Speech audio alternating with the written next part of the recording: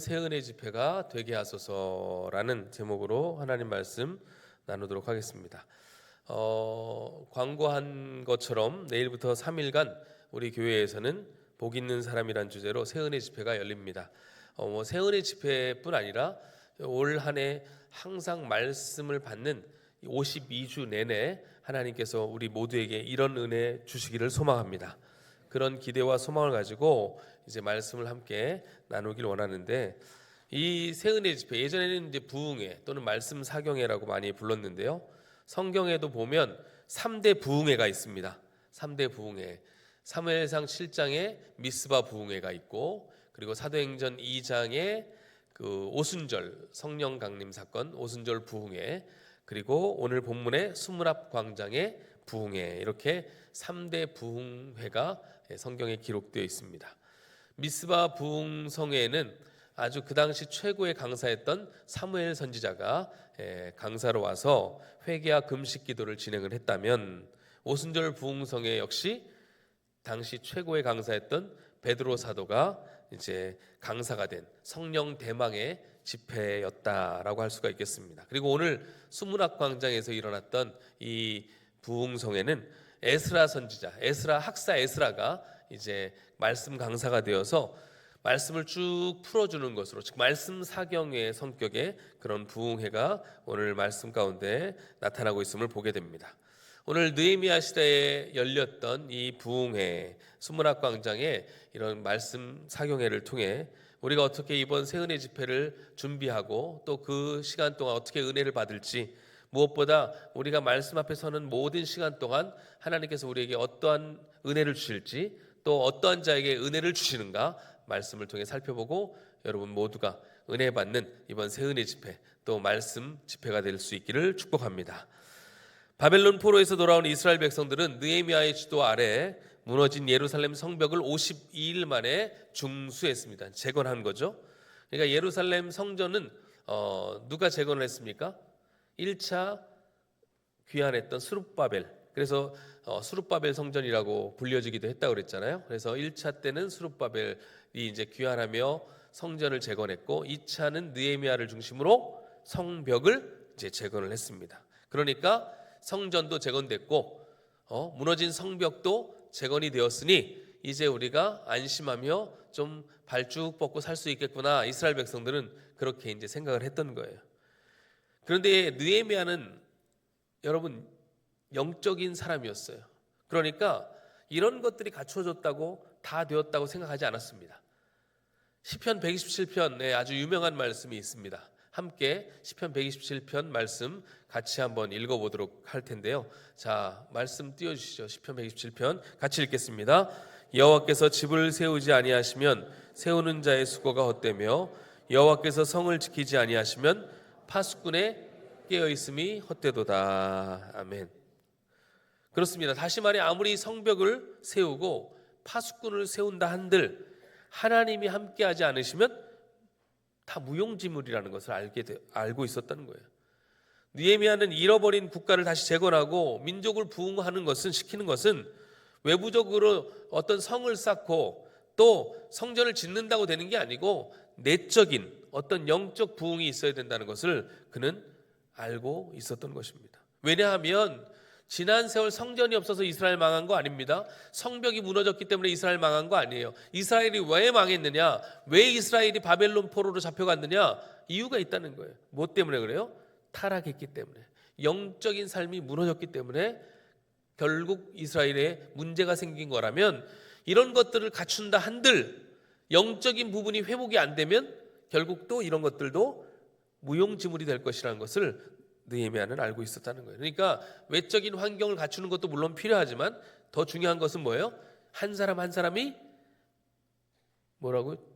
영적인 부흥을 주도할 그런 실력 있는 영성의 사람이 되기를 원했다는 것이죠. 사실 한 국가의 흥망성쇠를 주도하는 것은 어떤 국가의 지도자의 역할도 대단히 중요하지만, 여러분 은혜 받는 한 사람으로부터 시작된다는 것을 잊어서는 안 돼요. 노벨 경제학상을 받았던 케임브리지 대학의 아마르티아 센 교수가 이런 이야기를 한 적이 있습니다. 지금까지 세계 역사를 연구해 보니 야석하게 이야기한 거죠. 한 국가가 성장하고 국가의 힘이 커졌던 그 배후에는 반드시 교회의 영적 부흥이 있었다라는 것을 이 학자가 발견을 해낸 거예요. 물론 기독교 국가가 그죠?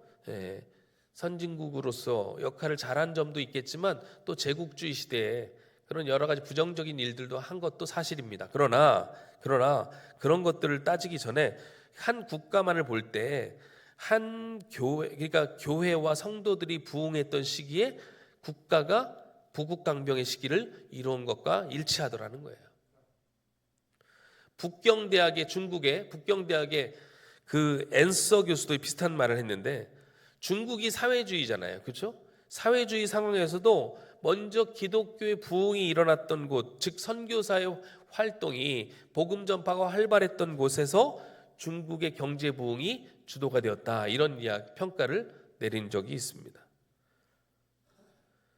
우리나라도 7, 80년대 그죠? 경제 부흥이 막 일어날 때 생각해 보면 그때가 교회의 전성기였어요. 교회의 영적인 흐름이 최정점으로 치닫고 있을 때 하나님이 성도와 교회에 은혜를 주시니까 국가도 잘 살게 하시더라는 거예요. 여러분, 지금 나라가 위기 앞에 서 있습니다. 우리가 기도할 때인 줄 믿습니다. 왜 기도해야 됩니까? 이 나라 회복시켜달라고, 그것도 기도의 제목이지만 기도에서 뭐예요? 내가 은혜 받아야 우리 가정이 살고, 할렐루야, 우리 가정이 살아야 우리 교회도 살고, 우리 교회가 살아야 이 나라 민족이 살아날 수 있기 때문에 그래요. 지도자 한 사람 잘해서 물론 회복되고 물론 모든 것이 다 정상화되겠지만 그거보다 더 중요한 거, 우리 성도들의 기도가 더 절실히 필요한 때라는 겁니다. 올 한 해 여러분의 가정에 은혜를 주시고 하나님께서 형통의 복을 주시기를 소망합니다. 그러려면 여러분이 먼저 은혜를 받으셔야 돼요. 은혜 받은 여러분으로 인하여 다른 사람들에게 복이 확장되어져 가는 것입니다. 자, 그러면 은혜는 누가 받는가? 하나님께서 어떤 사람에게 은혜를 주시는가? 오늘 말씀에 이제 나오잖아요, 그죠? 어떻게 제가 얘기도 안 했는데 막 말씀을 하세요? 대단한 실력의 우리 성도들이에요. 자, 첫 번째, 은혜는 말씀을 사모하는 자에게 주어진다는 사실입니다. 자, 오늘 본문을 보니까 이제 52일 만에 성벽 건축을 했어요. 아주 짧은 기간이었습니다. 집중력을 가지고 했어요. 지난 금요일에 성벽 건축의 마지막 문짝 달기 전에 영적인 방해 세력이 있었다고 그랬잖아요. 항상 주의 일을 하는 데는 방해 세력이 있습니다. 여러분이 내일부터 이게 광고 듣고, 아 그래 우리 은혜 받아봐야지, 그래 결심했어 라고 하면 하나님은 기뻐하시지만 누가 싫어할까요? 사단이 싫어하겠죠. 그러니까 여러분에게 괜한 시험거리를 줄 수도 있다는 것을 기억하셔야 돼요. 자, 어쨌든 이 성벽이 짧은 기간에 완성이 됐는데 이스라엘 백성들이 그 이후에 하나님 말씀에 대한 간절한 마음이 있었다는 것을 성경 곳곳에서 발견을 하게 됩니다. 그리고 그 말씀을 사모하여 그들이 했던 행동들이 오늘 본문에 나타나고 있는데요, 1절 말씀을 같이 여러분 함께 읽겠습니다. 시작.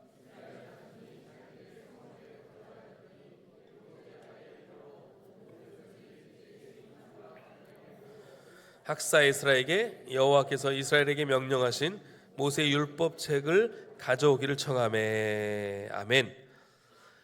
보통 사경에 우리처럼 새은혜 집회, 부흥회는 여러분 누가 부흥회를 주도하는 거예요? 리더가 주도합니까? 아니면 성도들이 주도합니까? 부흥회 계획 누가 세웠어요? 제가 세운 겁니까? 여러분이 세우신 겁니까? 제가 1년 계획에 장로님들과 같이 넣는 거예요. 이렇게 이때 하겠습니다. 보통 계획들은 리더들이 세우잖아요, 사실은. 그러니까 이 리더들이 시간을 잡고 이렇게 주제를 잡고 이렇게 계획을 하면 이제 성도들에게 광고를 하고 함께 따라오는 방식으로 주로 이루어져요. 그죠? 그렇습니다. 그런데 오늘 이 수문학 광장의 부흥회는 조금 독특한 면이 있어요. 뭐냐? 느헤미야가 부흥회 하자 이렇게 해서 모집한 게 아니라는 거예요. 에스라가 이제 말씀 들어야지 이렇게 해서 오라고 한 게 아니라는 거예요. 말씀을 사모하던 백성들이 어떻게 해요? 일제히 모여서 학사 에스라를 초청한 겁니다. 여기서 일제히라는 말은 마치 한 사람처럼이란 뜻이에요. 그러니까 수많은 사람들이 말씀을 사모하는 마음을 가지고 수문 앞 광장에 모여서 누가 시킨 것도 아닌데 일사불란하게 말씀 사모하기를, 말씀 듣기를 청했다는 거예요. 그만큼 사모했다는 거예요. 그리고 2절 3절 보시면, 자, 여러분 제가 읽을 테니까 여러분 체크를 한번 해보세요. 7째 달 초하루 체크하시고, 제사장 에스라가 율법책을 가지고 회중 앞에 곧 남자나 여자나 알아들을 만한 모든 사람, 남자나 여자나 알아들을 만한 사람 체크하시고, 수문 앞 광장에서 새벽부터 정오까지 체크하시고, 남자나 여자나 알아들을 만한 모든 사람 앞에서 읽음에 뭇백성이 그 율법책에 귀를 기울였다 체크하시고. 자, 이제 보시면 하나씩 보겠습니다. 지금 백성들이 학사 에스라를 초청한 거죠. 초청한 거예요. 학사 에스라. 그러니까 백성들이 먼저 성도들이 말씀 듣기를 사모해서 강사를 초청한 거예요. 그리고 7째 달 초하루라고 했습니다. 이게 유대인은 유대력이 있고 종교력이 있으니까 민간력이 있고 종교력이 따로 있는데, 종교력으로는 7월 1일이지만 사실 우리식으로 말한 민간력으로는 1월 1일 정월 초하루입니다. 이때가 지금 정월 초하루예요. 그러니까 1월 1일 새해가 시작되는 그 벽두부터 새벽부터 정오까지 6시부터 12시까지 6시간 동안 말씀을 들은 거예요, 여러분. 그리고 그 말씀을 들은 대상도 장년들만 와서 들은 게 아니고 말을 맑기 알아들을 모든 사람, 남녀노소 불문하고 모든 사람이 다 나와서 에스라의 그 말씀을 들었다는 거예요. 말씀을 사모하는 백성들이 몇 시간 동안 들었다고요? 6시간 동안. 어떻게 들었나? 5절을 보니까 어떻게 들었어요? 그 태도를 이야기하는데 5절 같이 읽어볼까요? 시작. 에스라가 모든 백성이 서서 그들 목전에 책을 펴니 책을 펼 때 모든 백성이 일어서니라. 아멘. 저도 앞으로 그렇게 한번 해볼까요? 설교할 때 다 같이 일어나서 듣는 거 어떠세요? 힘드시겠죠? 30분 설교 서서 듣는 것도 힘들 거예요, 아마. 그런데 사실 원래 유대인들은 말씀을 들을 때는 앉아서 듣고요, 기도할 때 서서 했습니다. 근데 지금 어떻게 해요? 학사 에스라가 율법책 말씀을 펴니까 다 같이 일어나서 말씀을 들은 거예요. 앉아서 말씀을 들을 수 없었다는 거예요. 그만큼 간절함과 사모함이 그들에게 있었다는 거예요. 장장 몇 시간 동안? 6시간 동안. 그리고 그 말씀을 들으면서 말씀 듣는 내내 그들의 반응이 어떠했는지가 6절에 나옵니다. 6절 말씀 같이 읽겠습니다. 시작. 에스라가 위대하신 하나님 여호와를 송축하며 모든 백성이 손을 들고 아멘 아멘 하고 응답하고 몸을 굽혀 얼굴을 땅에 대고 여호와께 경배하니라. 아멘. 여러분 말씀을 들으면서 아멘 아멘 하십시오. 아멘이라는 뜻이 뭐예요? 그 말씀이 내 말씀입니다. 그 말씀이 맞습니다. 진리입니다. 라는 거 아니겠어요, 여러분? 이번에 여러분 한번 제가 보겠습니다. 말씀 집회 때 얼마나 아멘으로 받으시는지. 여러분 말씀을 은혜로 받으시고, 이렇게 해서 안 돼요, 여러분. 말씀을 은혜로 받으시고, 이 정도 반응이 나와야 돼요. 여러분 그러면요, 강사 목사님은 준비했던 것보다 훨씬 더 많은 걸 주고 가실 거예요. 여러분 말씀을 사모하십시오. 사모하는 자에게 하나님 은혜를 주신다는 거예요. 그런데 여러분 서서 말씀을 듣다가 그 말씀이 막 은혜가 되고 하나님 앞에 막 우리의 그 양심과 막 부딪히고 죄가 막 생각나고 하니까 막 땅에 엎드려 경배하고 막 울기도 하고 막 그런 거예요, 여러분. 이런 반응들이 나타나는 거예요. 이 반응은 누가 주시는 반응이에요? 성령이 주도하시는 반응이에요. 내 의지로 내가 울어야 되겠다.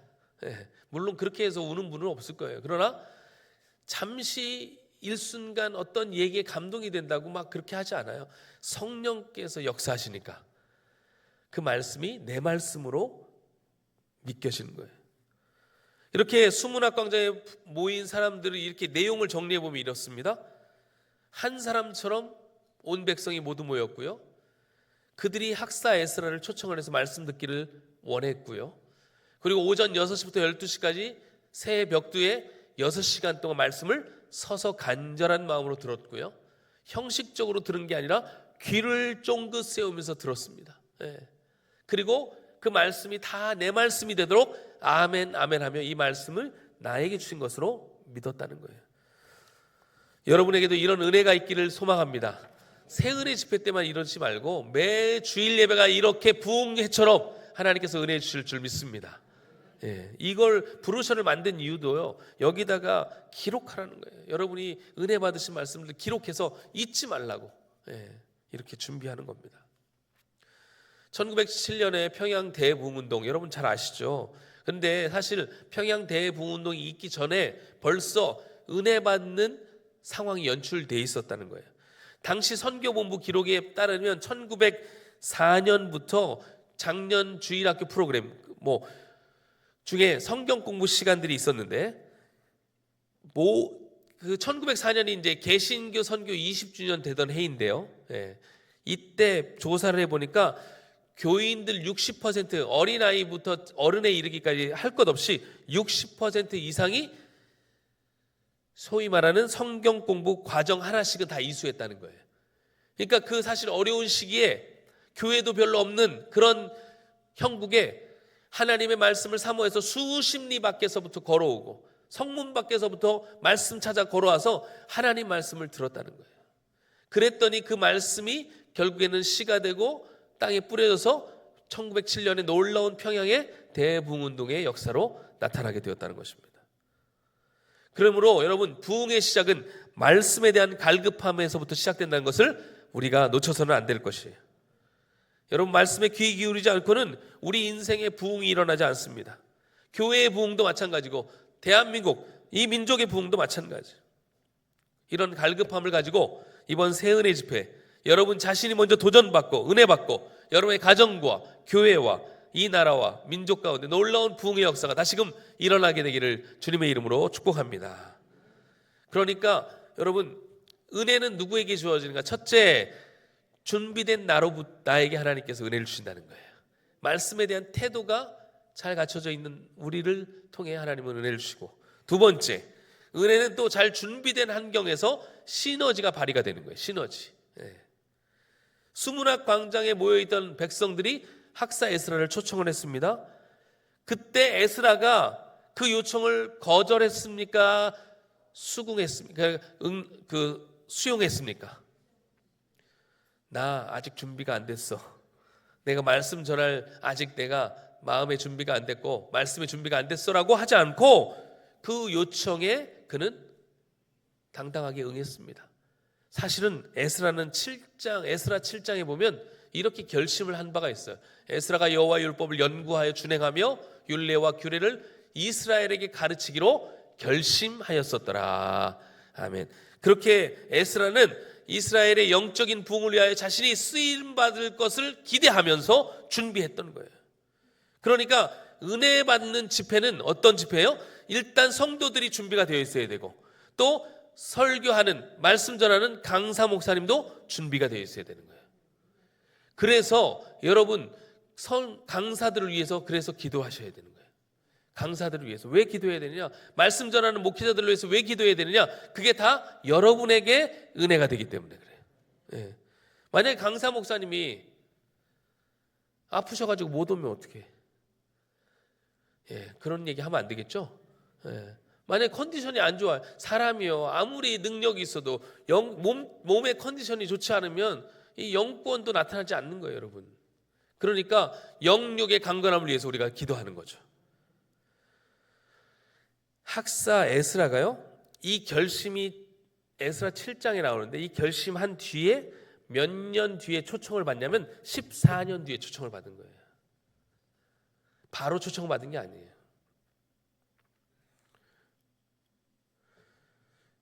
제가 제 얘기를 하기가 조금 그런데 다른 분 먼저 얘기를 하고 할게요. 다른 분, 어떤 강사 목사님이 부흥회를 되게 가고 싶으셨대요. 근데 불러주는 데가 없더라는 거예요. 불러주는 데가.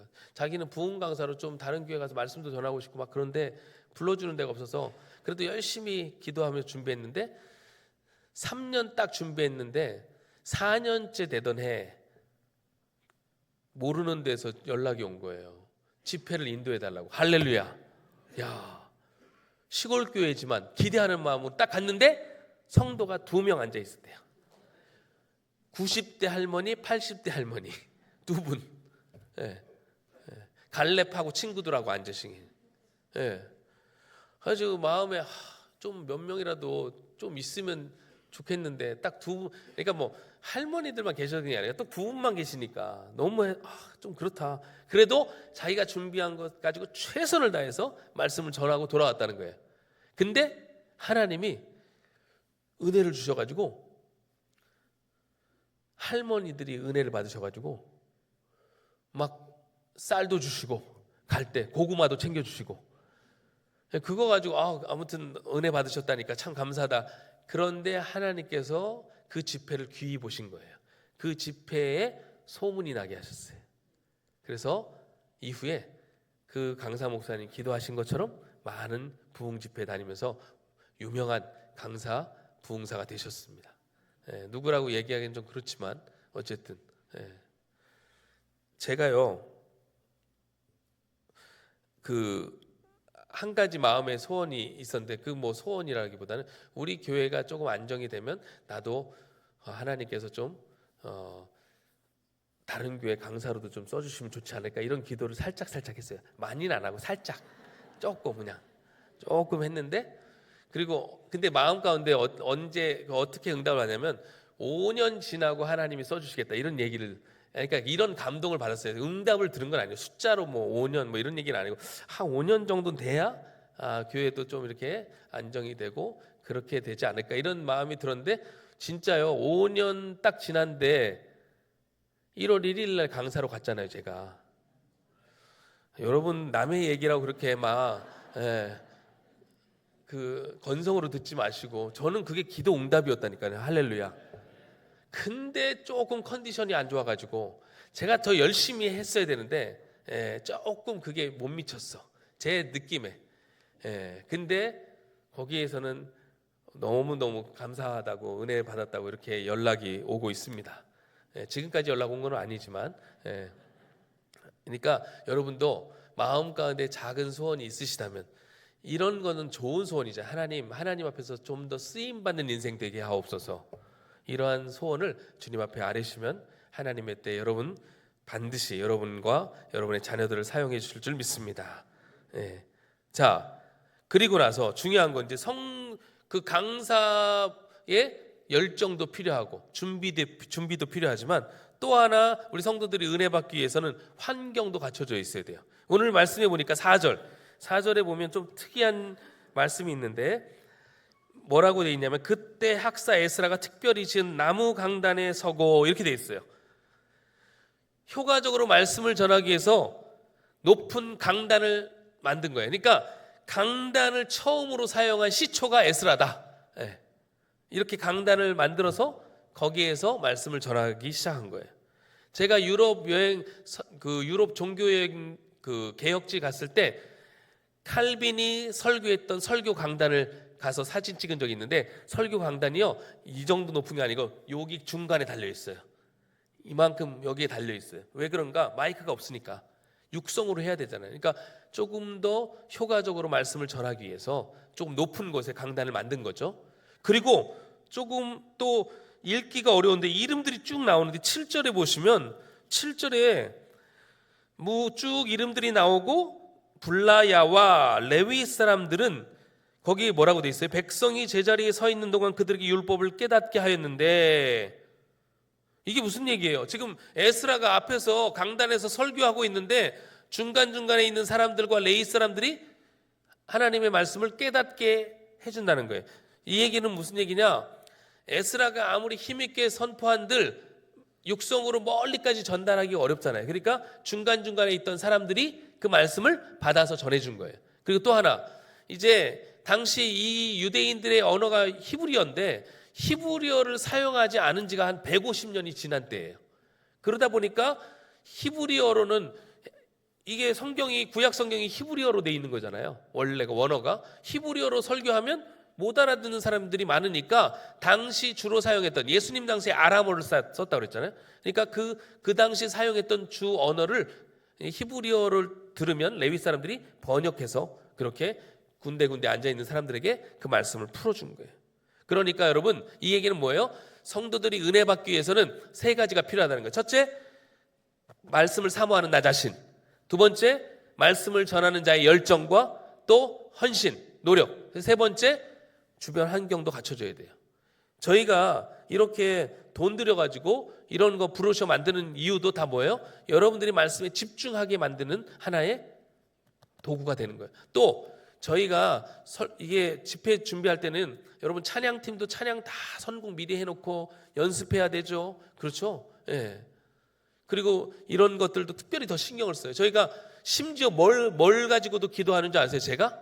마이크 이상한 소리 나지 않도록, 마이크에서 쇳소리 나지 않도록 이 환경, 음향, 영상, 시스템도 하나님 순적하게 진행될 수 있도록. 왜냐하면 성도들이 은혜 받는 일에 조금이라도 방해가 되지 않도록 주여 환경과 상황도 지켜주옵소서. 그래서 주차장도 미리 다 얘기해 놓고 성도들이 와서 예배하는데 방해가 되지 않도록. 그래서 한마디로 이런 삼박자가 갖춰져야 우리가 더 큰 은혜를 받을 수 있는 그런 효과, 시너지가 나타난다는 것입니다. 그렇게 준비된 말씀, 준비된 상황 가운데 하나님의 말씀이 선포되니까 사람들이 은혜를 받고 도전을 받아 눈물을 흘리기 시작했습니다. 여기에는 세 가지, 눈물에는 세 가지 의미가 있어요. 첫째, 회개의 눈물입니다. 말씀대로 살지 못했음에 회개하는 거예요, 여러분. 여러분, 말씀의 능력이 있습니다. 우리의 관절과 골수까지 찔러 쪼개기까지 한다고 그랬잖아요. 그러니까 하나님의 말씀이 임하면 우리의 죄가 생각나는 거예요. 그래서 여러분, 부흥은 회개로부터 시작되는 거예요. 여러분 각자의 회개하는 시간이 될 수 있기를 소망합니다.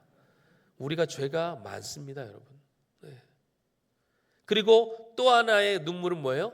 회개의 눈물임과 동시에 감사의 눈물이에요. 이렇게 패역한 우리 민족을, 이렇게 패역한 나를, 우리 가정을 그럼에도 하나님께서 불쌍히 여기셔서 하나님의 자녀 삼아주시고 하나님의 은혜 가운데 살게 하셨구나라는 그 감사의 눈물을 흘렸어요. 그리고 또 하나, 결단의 눈물을 흘린 거예요. 하나님 말씀을 받았으니 이제 말씀대로 살겠습니다. 좌로나 우로나 치우치지 않겠습니다. 그렇게 하나님의 그 말씀을 결단으로 받으며 그들은 눈물을 흘렸습니다.